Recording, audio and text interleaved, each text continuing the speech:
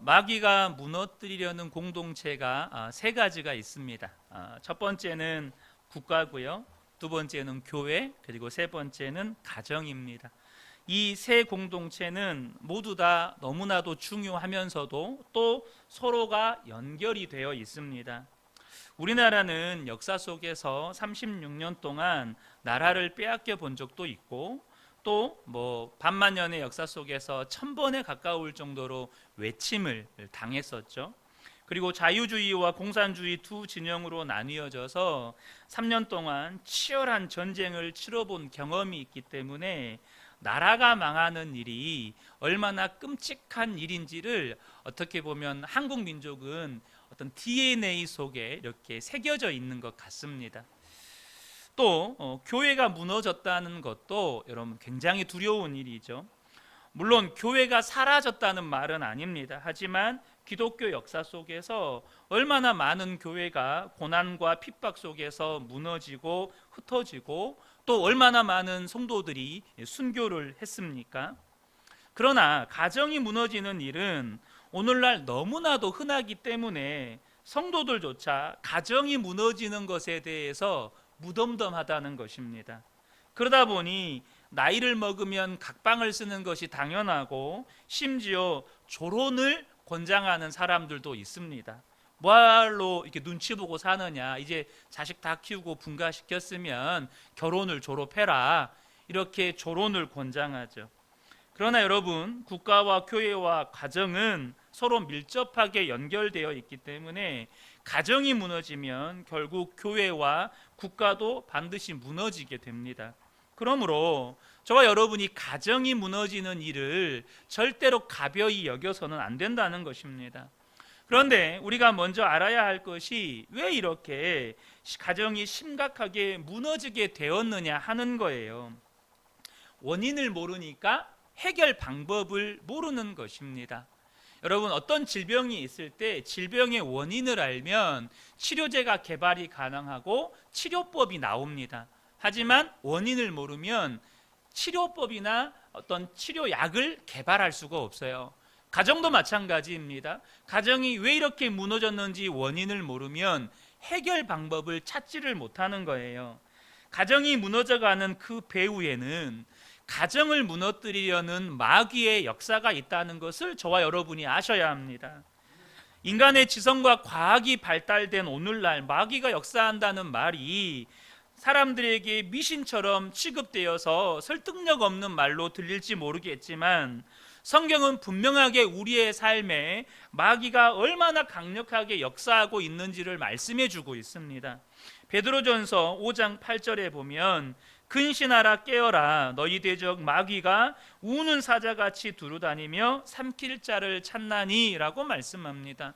여러분, 마귀가 우리의 삶에 역사하는 정도는 배고픈 사자가 정말로 먹이를 찾아서 삼키려고 하는 그런 목마름으로 우리의 삶에 역사하고 있다는 거예요. 그런 배고픔을 가지고 정말 우리의 삶에 강력하게 마귀는 역사하고 있다는 겁니다.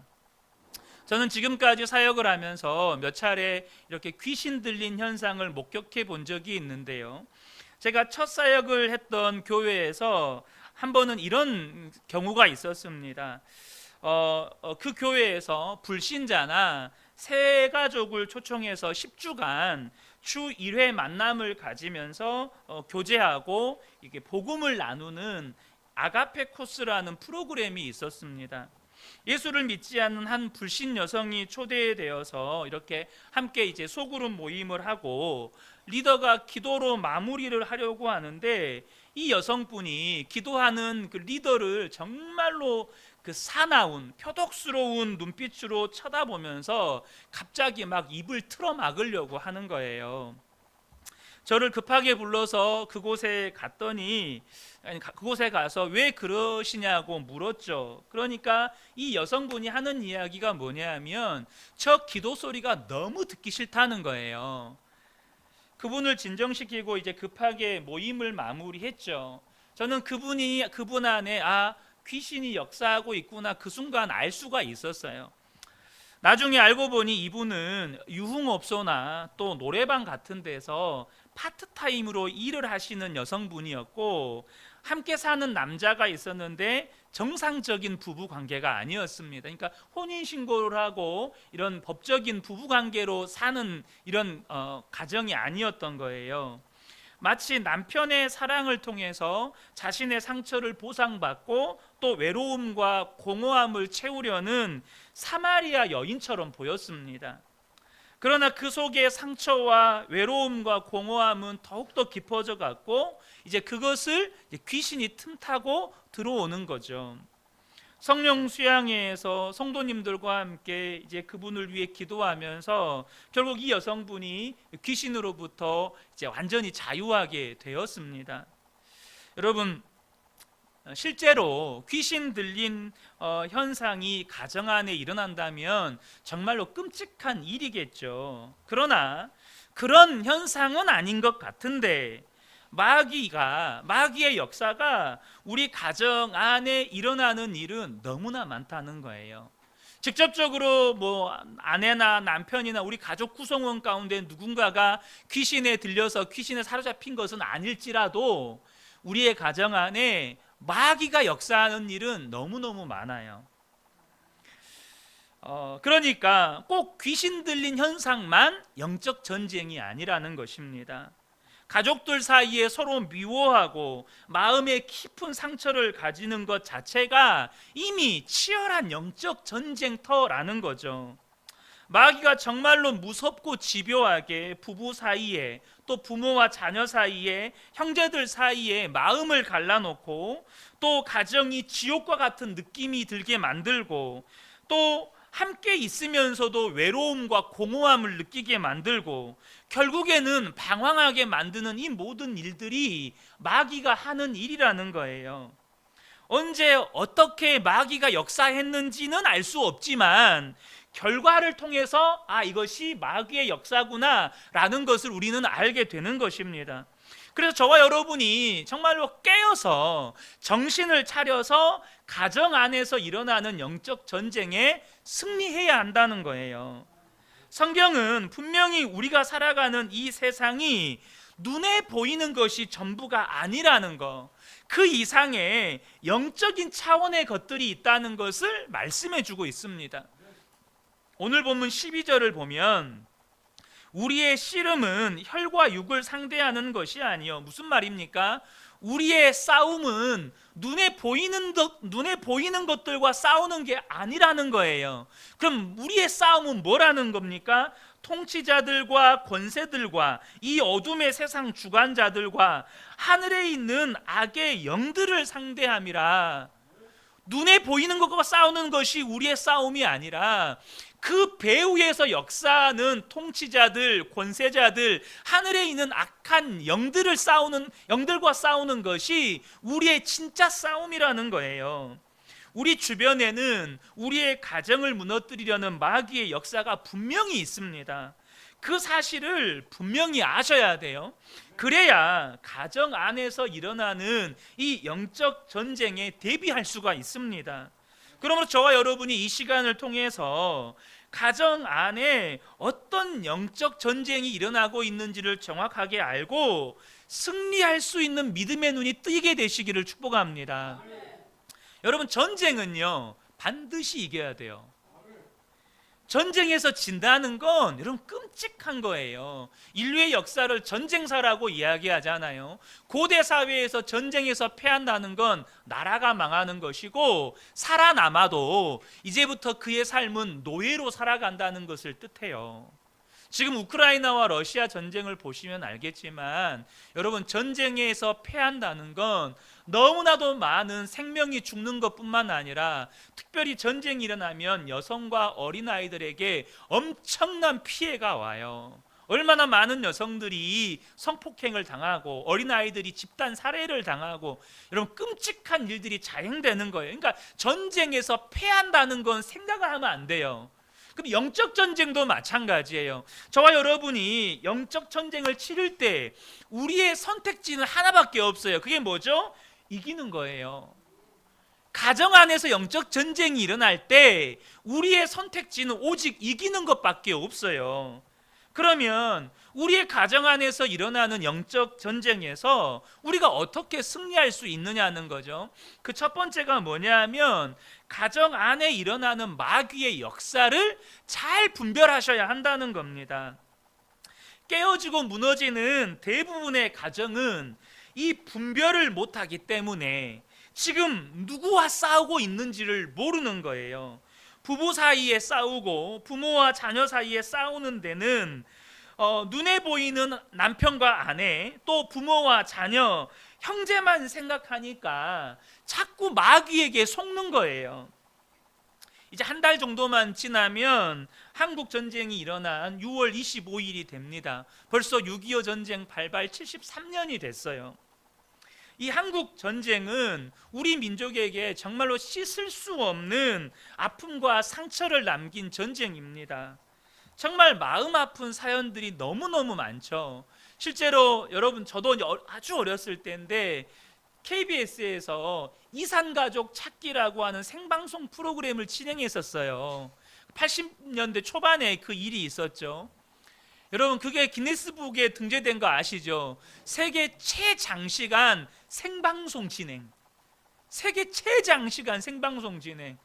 그러니까 이산가족 찾으려고 전국에서 모여들었는데 그 사람들 사연 하나하나를 다 방송에 내보낼 수가 없어서 그 방송국 앞에다가 피켓이랑 그 자신들의 가족 정보를 넣고 적어놓고 막 울고 있는 거예요. 얼마나 많은 사람들이 그때 이 자기 잃어버린 가족 찾으려고 나왔는지 몰라요. 그런데 그 가슴 아픈 사연들 중에 하나가 뭐냐면 한 형제가, 한 사람은 남한군, 한 사람은 북한군이 되어서 서로가 서로를 향해서 총뿌리를 겨누는 거예요. 형은 북쪽에 살다가 북한군에 강제 징집이 되고 동생은 남한에 살다가 남한군에 강제 징집이 되다 보니 서로가 서로를 향해서 총뿌리를 겨누는 거예요. 여러분, 이런 일들이 가정 안에서 그대로 일어납니다. 무슨 말이죠? 전쟁은 누가 일으켰어요? 전쟁은 공산당이 일으켰어요. 그런데 형제가 서로를 향해서 총뿌리를 겨누고 있는 거예요. 똑같이 마귀가 가정 안에 전쟁을 일으켜요. 다툼을 일으키고 분열을 일으킨다고요. 그런데 자기 존재를 드러내지 않고 사람들 마음속의 역사에서 가족들이 서로 원수처럼 지내게 만든다는 거예요. 부부 사이에, 부모와 자녀 사이에, 형제 사이에 어찌 그렇게 원수처럼 지낼 수가 있죠? 여러분, 그거 완전히 마귀가 역사하는 거예요. 영적인 분별이 되어서 마귀의 역사라는 것만 정확히 깨닫게 되면 가정 안에서 일어나는 싸움이 차원이 달라지는 거예요. 남편이 미워요. 아내가 미워요. 어떻게 부모가 이럴 수 있나? 어떻게 자식 새끼들이 이럴 수 있나? 막 이런 생각이 들어요. 이런 생각이 드는 것부터가 지금 마귀가 내 생각과 마음 속에 역사하고 있다는 것을 알고 마귀를 대적하게 되는 거예요. 물론 저와 여러분이 이 모든 일들 가운데 마귀의 역사가 있다는 것에 대해서 조심스럽게 접근해야 되는 부분이 있어요. 무슨 말이냐? 마귀를 대적해야 된다는 것을 잘못 이해해서 가족들에게 대놓고 야, 이 마귀 새끼야, 이렇게 하시면 안 된다는 거예요. 자기의 마음이 안 맞으면 다 마귀인 거예요. 내 생각과 다르면 다 마귀인 거예요. 여러분, 대놓고 마귀라고 하면 그 사람 속에 마귀가 더 강하게 역사할 수 있는 빌미가 된다는 것을 아셔야 돼요. 마귀의 역사인 것을 분별하고 나면 하나님이 어떻게 하기를 원하시는지, 하나님이 지금 나에게 어떻게 하라고 하시는지에 대해서 눈이 열리게 돼요. 아, 이게 마귀의 역사구나. 그럼 어때요? 내가 마귀의 역사를 따라가면 안 되겠구나, 이 생각이 드는 거예요. 다시 한번 본문 12절을 보겠습니다. 우리의 씨름은 혈과 육을 상대하는 것이 아니요 통치자들과 권세들과 이 어둠의 세상 주관자들과 하늘에 있는 악의 영들을 상대함이라. 가정 안에서 어떤 다툼과 싸움이 일어나든지 우리의 싸움의 대상은 사람이 아니에요. 우리의 싸움의 대상은 가족이 아니라는 겁니다. 여러분, 우리의 싸울 대상은 누구예요? 통치자들, 권세들, 이 어둠의 세상 주관자들, 하늘에 있는 악한 영들이 우리의 싸움의 대상이라는 거예요. 이것만 알아도 가정에서 일어나는 싸움의 차원이 달라진다고요. 아, 내가 정말로 분별해야 되는구나.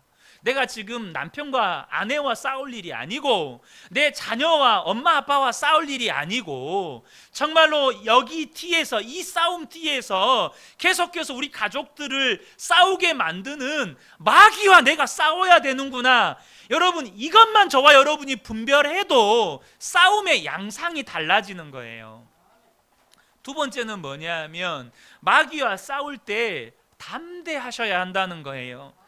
마귀는 영적인 존재이기 때문에 싸우는 것 자체가 어려워요.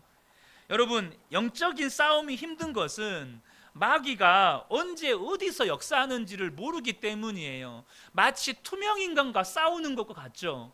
언제 어디서 어떻게 역사했는지를 몰라요. 그러나 여러분, 두려워하지는 말아야 합니다. 왜냐하면 이미 우리 안에 오신 분이 마귀보다 크신 분이기 때문에 그렇습니다. 예수님이 우리 안에 오신 것 때문에 영적 전쟁은 완전히 차원이 달라졌어요. 영적 전쟁의 양상이 완전히 달라졌다는 거예요. 이 사실만 분명하게 알고 믿고 사는 것 자체로 영적 전쟁은 이미 반은 이기고 들어가는 거예요. 내 안에 오신 예수님이, 내 안에 계신 예수님이 마귀보다 크다. 한번 저를 따라해 보시겠습니까? 내 안에 계신 예수님이 마귀보다 크신 분이다. 여러분, 이것만 알아도 영적 전쟁은 차원이 달라져요. 종교개혁자 마틴 루터의 일화를 보면 그가 이 종교개혁을 일으키는 과정 가운데 얼마나 많은 마귀의 공격이 있었는지 몰라요. 그 대표적인 일화가 뭐냐면 마귀가 이 마틴 루터에게 두려움을 주려고 그렇게 많이 역사했다는 거예요. 심지어 마귀가 이 마틴 루터가 잠들고 있는 침대를 정말로 뒤흔드는 거예요. 도무지 잠을 잘 수가 없을 정도로 침대가 흔들리는 거예요. 그때 마틴 루터가 눈을 떠 보니까 마귀가 침대 끝에서 침대를 붙잡고 흔드는 게 보이는 거예요. 무슨 판타지 소설 같은 이야기지만 실제로 그랬다는 그 기록에 나와 있어요. 그런데 그때 마틴 루터가 뭐라고 했는지 아세요? 침대가 너무 흔들려서 눈을 떠봤더니 귀신이 자기 침대를 잡고 막 뒤흔드는 모습이 보이는데 그때 마틴 루터가 했던 말이 뭐냐면 너냐? 하고 잤다는 거예요. 너냐? 하고 그냥 잤다는 거예요. 여러분, 마귀를 완전히 무시해버린 겁니다. 네가 나를 위협하고 두려움을 주려고 하는지 모르겠지만 나는 네가 두렵지 않다. 여러분, 마귀는요 더 이상 우리의 두려움의 대상이 아닙니다. 왜냐하면 이미 마귀라고 하는 존재가 우리를 어떻게 할 수 없는 존재가 되었기 때문이에요. 예수님이 이 땅에 오신 목적 중에 하나는 마귀의 일을 멸하려 함이었어요. 요한일서 3장 8절을 보면 하나님의 아들이 나타나신 것은 마귀의 일을 멸하려 하심이라. 여러분, 예수님께서 십자가에서 마귀가 가지고 있는 우리를 향한 모든 권세를 빼앗아 버렸어요. 분명히 예수 믿기 전에는 우리는 다 마귀의 종이었다고요. 그러니까 마귀가 우리의 인생을 마귀 마음대로 뒤흔들 수 있는 권세가 마귀에게 있었어요. 그런데 십자가를 통해서 우리는 마귀의 종에서 누가 되었어요? 하나님의 자녀가 돼버렸다고요. 그러니까 마귀는 이제 우리의 삶을 어떻게 할 수 있는 권세를 하나님께 빼앗겨 버린 거예요. 마귀가 우리의 삶을 손댈 수가 없어요. 요한일서 5장 18절에 하나님께로부터 나신 자가 그를 지키심에 악한 자가 그를 만지지도 못하느니라. 마귀가 우리의 삶을, 우리를 어떻게 할 수 있는 모든 권세를 빼앗겼다는 거예요. 그러니 여러분, 우리가 치르는 영적 전쟁의 양상, 아니 차원이 달라진 거예요. 이전에는 싸울 수조차도 없었어요. 마귀의 종이었으니까 싸울 생각도, 싸울 수 있는 권세도 없었다고요. 그런데 이제는 우리는 마귀의 종이 아니고 하나님의 자녀가 되어서 마귀를 제할 수 있는 권세를 가졌을 뿐만 아니라 마귀와 얼마든지 싸울 수 있는 존재가 되었다는 거예요. 그러니까 영적 전쟁의 차원이 완전히 달라진 거예요. 특별히 영적 전쟁에서 주의할 게 있는데요, 그게 뭐냐면 마귀에게 집중하는 겁니다. 그것은 오히려 마귀에게 이용당하는 거예요. 마귀의 전략 중에 하나가 뭐냐면 주님을 바라보지 못하고 마귀를 바라보게 하는 것이기 때문이에요. 그래서 여러분, 우리가 영적 전쟁을 할 때 귀신이 역사하는 거야? 이것도 마귀가 역사하는 거야? 여기에서 조심할 게 뭐냐면 무슨 조금 안 좋은 일만 있으면 혹은 조금만 아파도 다 마귀가 역사하는 거라고 생각하는 거예요. 마귀가 역사한다. 마귀가 또 지금 내 안에 이렇게 역사하네? 여러분, 우리가 우리 손을 현미경으로 들여다보면 여러분, 우리 손바닥은 세균들의 운동회장이라는 거 아십니까? 다 아시죠? 현미경으로 우리 손바닥을 들여다보면 정말 세균들이 뭐 축구도 하고 농구도 하고 막 이렇게 운동회를 해요. 그런데 여러분, 건강한 사람은 이렇게 세균 투성이 속에 살지만 걱정할 필요가 없어요. 왜 그러죠? 우리 몸에는 어지간한 세균은 스스로 이길 수 있는 면역력이 있기 때문이에요. 그래서 이 손을 가지고 이렇게 얼굴도 만지고 먹을 것도 먹고 또 다른 사람과 악수도 하는 거예요. 그러니까 건강한 사람은 세균 투성이 속에 살아도 걱정 안 해요. 그런데 만약에 여러분, 내 손에 있는 세균이 우리 눈에 다 보인다고 한번 가정해 보세요. 이 손으로 얼굴 만지실 수 있으시겠어요? 이 손으로 음식 집어 먹을 수 있으시겠어요? 다른 사람 손에 세균이 드실거리는 게 다 보이는데 악수는 하시겠어요? 절대 못하는 거예요. 여러분, 이것을 과도하게 의식하는 사람들을 소위 결벽증 환자라고 이야기하잖아요. 정신질환 중에 하나예요. 사실 제가 고등학교 때 제 친구 중에 한 친구가 결벽증 환자였거든요. 이 친구는 절대로 다른 친구들 손 안 잡아요. 심지어 다른 친구들 반찬도 안 먹어요.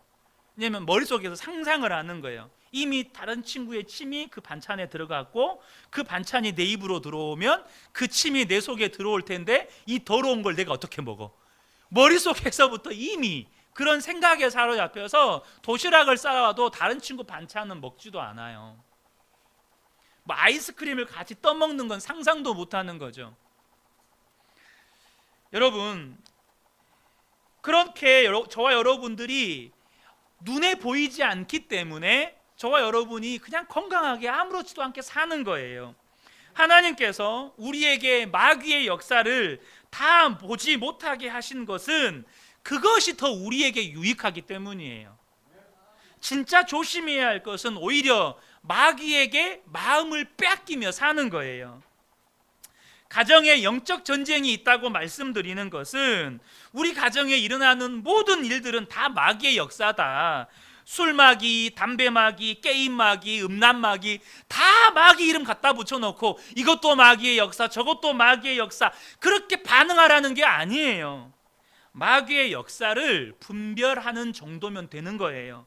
그러나 우리가 그것을 두려워할 이유가 없다는 겁니다.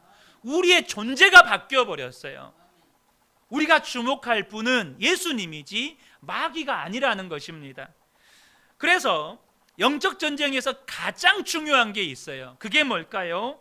오직 예수, 오직 십자가로 사는 거예요. 여러분, 우리가 마귀의 역사가 있으면 예수님의 이름으로 대적하라고 가르치잖아요. 여러분, 근데 그것은 우리가 감기 걸리면 약을 먹는 거가 똑같아요. 어떤 병에 걸리면 약을 먹는 거가 똑같은 거예요. 더 중요한 게 뭐죠? 질병에 걸리지 않도록 건강한 몸을 유지하는 게 더 중요한 거예요. 마귀가 역사할 수 없는 그런 영적 상태, 그런 가정의 영적인 환경을 만드는 게 훨씬 더 중요한 거예요. 마귀가 이미 역사하고 있다는 건 우리 가정은 마귀가 역사할 수밖에 없는 그렇게 연약하고 건강이 무너진 그런 가정이 되었다는 걸 뜻해요. 그랬을 때 예수의 이름으로 대적하고 예수의 이름으로 선포하는 게 필요하지만 더 중요한 건 아예 마귀가 역사할 수 없는 건강한 가정이 되는 게 더 중요한 거예요. 그게 뭐죠? 오직 예수, 오직 십자가로 사는 거예요. 마귀와 싸우는 데 있어 하나님이 우리에게 주신 무장이 있죠. 오늘 본문에 하나님의 전신갑주를 입으라고 말씀하셨습니다. 이 하나님의 전신갑주는 오늘 본문 14절부터 17절을 보면 구원의 투구, 의의 호심경, 진리의 허리띠, 복음의 신발, 믿음의 방패, 성령의 검이라고 말씀합니다. 이 시간 그것이 무엇인지 하나하나 설명드리지 않아도요, 여러분 그 모든 것은 예수 그리스도를 가리키고 있어요. 우리와 함께 계시는 주님, 나는 죽고 예수로 사는 십자가 복음으로 예수님과 온전히 연합한 자로 사는 것, 그러면 더 이상 마귀를 두려워하지 않아도 돼요. 아니, 그렇게 살면 마귀가 무섭지 않아요. 마귀와 예수님은 절대 싸움의 대상이 아닙니다. 그러니 마귀를 무서워하고 있다면 아직 내가 실제로는 주님을 잘 모른다는 거예요. 그러니 저와 여러분이 정말로 오직 십자가, 오직 예수로 사시는 게 중요하다는 것입니다. 우리 가정 안에 갈등이 일어나고 다툼이 일어나고 가정이 쪼개지고 갈라지는 이유가 뭡니까? 예수를 믿는다고 하지만 실상은 예수로 살지 않기 때문이에요. 예수를 믿는다고 하는데 예수를 믿으면 가정 안에서 실제로 예수가 드러나야 되는데 실제 드러나는 건 뭐냐 하면 육신의 정욕이요, 안목의 정욕이요, 이생의 자랑이에요. 부부 사이에, 부모와 자녀 사이에 끊임없이 내가 드러나는 거예요. 내 자아가 끊임없이 드러나요. 그러니 마귀도 알아요. 아, 이 가정의 주인은 예수님이 아니구나. 내가 마음대로 얼마든지 이 가정을 휘저어도 되겠구나. 예수님이 주인이 아니니까 마귀도 이 가정을 안 무서워하는 거예요. 왜 여러분의 가정 가운데 마귀가 역사했다고 말하는 그런 다툼과 미움과 분열과 이런 갈등들이 계속해서 일어납니까? 여러분의 가정을 마귀가 안 무서워해요. 여러분의 가정에 예수님이 왕이 아니시니까 마귀가 마음대로 놓고 마음대로 휘젓고 다닌다고요. 그런데 우리 한 사람 한 사람이 오직 예수, 오직 십자가로 살 때 영적 전쟁은 사실 이미 끝이 난 거예요. 나는 죽고 예수로 살면 마귀는 절대 마음대로 가정에서 역사할 수가 없어요. 예수님이 주인된 가정은 이미 마귀가 두려워하는 가정이 되어버린 거예요. 딱 가정에 들어와서 역사하려고 하니 거기에 누가 계세요? 왕이신 예수님이 계시는 거예요. 그러니까 한 길로 왔다가 7길로 도망가는 그 놀라운 영적 전쟁의 승리가 그 가정 안에서 일어나는 거죠. 하나님이 가정을 세우신 목적은 남자와 여자가 서로 좋아해서 결혼해서 알콩달콩 애 낳고 살라고 하심이 아니에요. 예수 그리스도와 교회가 하나 되어서 하나님과 하나님이 창조한 인간이 하나 되는 역사를 보여주기 위함이에요. 이를 위해서 한 남자와 한 여자가 결혼해서 한 몸을 이루고 가정을 이루게 하신 거예요. 바로 하나님과 우리의 연합, 정말로 예수 그리스도와 교회의 연합을 보여주시기 위해서 이 가정을 주셨다고요. 에베소서 5장 32절을 보면 이 비밀이 크도다, 나는 그리스도와 교회에 대하여 말하노라. 이 말씀만 보면 그리스도와 교회에 관한 말씀인 것 같은데 에베소서 5장 22절부터 보면 아내와 남편의 관계에 대한 말씀이에요. 그런데 성경은 이 아내와 남편, 곧 이 가정의 비밀이 그리스도와 교회의 관계라는 거예요. 그래서 여러분, 마귀가 그렇게 극성스럽게 가정을 공격해서 하나됨, 가정의 하나됨을 깨뜨리려고 하는 거예요. 이 그리스도와 교회의 비밀을 깨닫지 못하게 하려고, 우리와 하나님의 하나됨의 역사를 경험하지 못하게 하려고 가정을 그렇게 무섭게 공격하는 것입니다. 가정이 깨어지면 그 다음은 어떻게 되는 거예요? 교회가 깨어지고 사회와 나라가 무너지는 겁니다. 그래서 마귀가 가정을 그렇게 집요하게 공격해요. 목적은 하나, 가정의 하나됨을 깨뜨리는 것. 그런데 이 하나됨이 깨어지지 않게 만드는 것이 바로 십자가라는 것입니다. 하나님과 사람 사이에 깨어진 관계를 하나 되게 만든 것이 십자가예요. 그리고 정말로 하나 되기 힘든 성도들을 십자가로 하나 되게 하셔서 바로 교회가 되게 하셨어요. 예수 그리스도 안에서 하나 되게 하신 것이 바로 교회인 거죠. 그래서 여러분, 교회든 가정이든 무슨 이유든지 깨어지는 역사가 일어나고 있다면 그건 틀림없이 마귀의 역사예요. 그러므로 저와 여러분이 교회와 가정 안에서 가장 중요하게 생각하고 집중해야 될 게 뭐죠? 하나됨을 지키는 거예요. 성령의 하나 되게 하신 것을 지켜가는 것이 가정에서도 가장 중요하고 교회에서도 가장 중요한 거예요. 이게 바로 가정을 주신 하나님의 뜻입니다.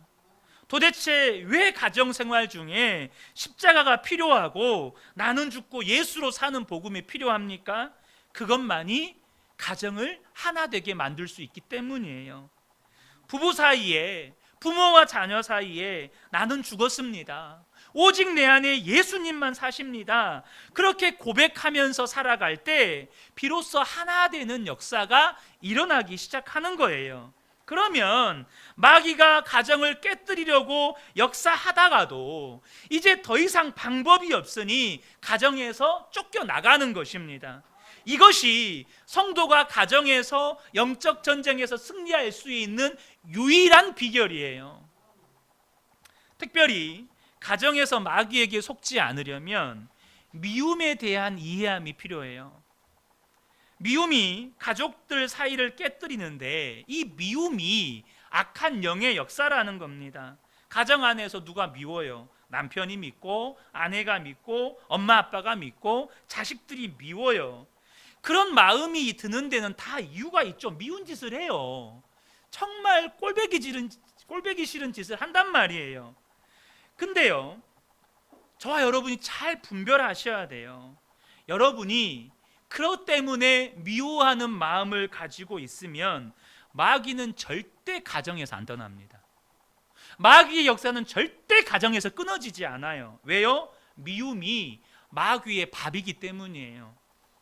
그래서 미워하는 마음을 가지고 여러분이 아무리 기도해도 역사가 일어나지 않아요. 왜요? 여전히 가정에서 마귀가 역사하고 있으니까. 성경은 마지막 때에 일어날 일들에 대해서 소개하고 있는데 그 중에 하나가 뭐죠? 미움의 역사예요. 마태복음 24장 10절에 그때 많은 사람이 실족하게 되어 서로 잡아주고 서로 미워하겠으며. 근데 이 본문의 말씀에 보면 무엇 때문에 미워하는지에 대한 말씀이 없어요. 그냥 서로 미워한다는 거예요. 뭘 말하는 거죠? 마귀의 역사라는 거예요. 무엇 때문에 미워하는 역사가 일어나는 게 아니라 그냥 서로 미워하는 역사가 마지막 때에 일어난다는 거예요. 그러니 가족들 안에 서로 미워하는 마음이 일어날 때 이제는 말씀을 통해서 분별하셔야 돼요. 아, 지금 내가 마귀에게 속고 있구나. 지금 내 마음과 생각이 지금 마귀에게 공격당하고 있구나. 그럼 어떻게 해야 돼요? 주님 바라보셔야 돼요. 그 마귀에게 붙잡힌 여전히 분노의 마음, 미움의 마음에 사로잡혀 있던 나는 죽었고 오직 예수님만 내 안에 계신다고 믿음으로 선포하고 또 선포하셔야 돼요. 언제까지요? 정말로 예수님이 내 안에 살아 계시다는 것이 믿어질 때까지. 여러분, 실제로 누가 가장 미우세요? 이 질문 들을 때 생각나는 분이 계십니까? 그 사람이요, 그 사람. 근데 여러분, 아내가 떠오르고 남편이 떠오르는 분이 계실지도 모르겠는데요, 진짜 가장 미운 사람은 자기 자신이에요. 무슨 말이냐면 아내나 남편, 자녀들이 미운 짓을 해서 내가 분노를 하게 되면 나중에 무슨 일이 일어나죠? 그 순간은 아내나 남편, 자녀들이 미운데 나중에 조금 이성을 차리고 보면 그 순간 그거 하나 참아주지 못하고 그거 하나 품어주지 못하고 상처 주는 말을 막 내뱉고 분노했던 자기 자신이 나중에는 더 미워요. 여러분 그렇지 않나요? 여러분 그렇게 상처 주는 말 해놓고 하루가 지나고 이틀이 지났는데도 야 잘했다, 앞으로는 더 상처 주는 말을 연구해가지고 더 심하게 해줘야지, 여러분 그런 생각 하시나요? 그런 생각 하시면 그분은 예수 안 믿는 거예요. 예수 안 믿는 거고, 제가 최근에도 저희 아이들에게 정말 화를 냈던 적이 있어요. 그 순간은 아이들의 잘못 때문에 그렇게 화를 냈는데 시간이 지나면 왜 내가 그 아이들에게 그 순간을 참아주지 못하고 상처 주는 말과 행동을 한 것이 너무너무 후회가 돼서 하루 종일 마음이 무너져서 그냥 하루를 보내요. 너무너무 힘든 거예요. 그 순간은 잘못한 게 미운데 한 시간, 2시간도 아니에요. 그냥 몇 분만 지나면 그런 제 자신이 잘 용서가 안 되는 거예요.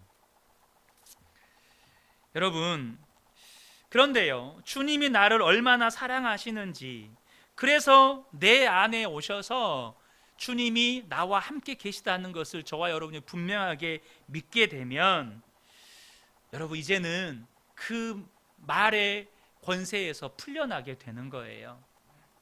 너무나도 많은 성도들이 정말로 주님의 사랑이 나를 얼마나 사랑하시는지를 잘 몰라요. 그러니까 한번 분노하는 마음, 미워하는 마음에 사로잡히면 주님의 사랑도 내 안에 있는 그 마음을 해결하지를 못해요. 주님의 사랑을 내가 아직도 충분히 받아들이고 있지를 못하니까 다른 사람을 미워하는 문제가 해결이 안 되는 거예요. 나는 죽고 예수로 사는 십자가 복음이 거기에서 필요한 거예요. 또 한 가지는 미움뿐만 아니라 탐심과 염려도 마귀의 밥이라는 걸 아셔야 합니다. 저와 여러분이 무엇을 먹을까, 입을까, 마실까, 이 먹고 사는 문제로 탐심과 염려를 붙잡고 살면 마귀는 절대 우리 가정을 떠나지 않습니다. 그러므로 마귀로부터 가정을 지키고 마귀가 틈타지 못하게 하려면 여러분 안에 있는 탐심, 먹고 사는 문제로 인한 염려를 다스리셔야 돼요. 우리 속에 하나님이 역사하실 수 없도록 내 마음을 근심과 염려로 묶고 있는 것에서부터 승리를 경험하셔야 하나님이 부어주시는 은혜를 누리게 되는 겁니다. 여러분 안에 재물에 대한 탐심, 성공에 대한 탐심, 먹고 사는 것에 대한 염려가 여전히 있다면 그것은 여전히 여러분의 가정 안에서 지금 문제를 일으키고 있다는 뜻이에요. 이 문제 해결 받으셔야 합니다. 여러분 우리는 주님을 믿습니다.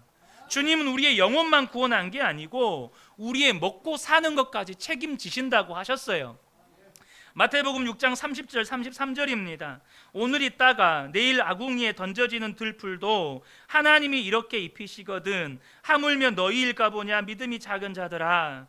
그런즉 너희는 먼저 그의 나라와 그의 의를 구하라. 그리하면 이 모든 것을 너희에게 더하시리라. 저와 여러분이 정말로 주님을 진짜 믿을 때 비로소 가족들을 서로 사랑하고 신뢰하고 하나님이 기뻐하시는 길로 나아갈 수 있게 되는 거예요. 그러나 탐심, 염려, 미움이 있으면 부부 사이에, 부모와 자식 사이에 맨날 싸우고 자기만의 육신적이고 이기적인 생각으로 가족은 완전히 분열되고 뿔뿔이 흩어지게 되는 겁니다. 여러분 방법은요 오직 예수, 오직 십자가밖에 없어요. 나는 죽고 예수로 사는 것밖에 없다는 겁니다. 분명히 여러분 나는 죽고 예수로 사는 일은 고통이 수반됩니다. 그런데 꼭 기억하셔야 돼요. 우리에게 좋은 건 다 고통이 수반돼요. 몸에 좋은 약은 입에 써요. 운동하는 것은 몸에 좋지만 힘들어요. 믿음의 연단 말할 수 없이 고통스럽습니다. 그러나 그 모든 것은 우리에게 유익이 돼요. 나는 죽고 예수로 사는 믿음의 훈련 고통스러워요. 자기를 부인하고 자기 십자가를 지고 여러분 십자가를 통과하셔야 돼요. 그래야만 진정으로 여러분의 가정 안에 마귀의 역사는 끝이 나는 거예요. 그게 내가 사는 길이고 우리 가정이 회복되는 길입니다. 저는 우리 모든 성도님들이 가정 안에서 일어나는 이 모든 영적 전쟁에서 나는 죽고 예수로 사는 십자가 복음으로 이제는 승리를 경험하면서 살게 되시기를 예수님의 이름으로 축복합니다. 아멘.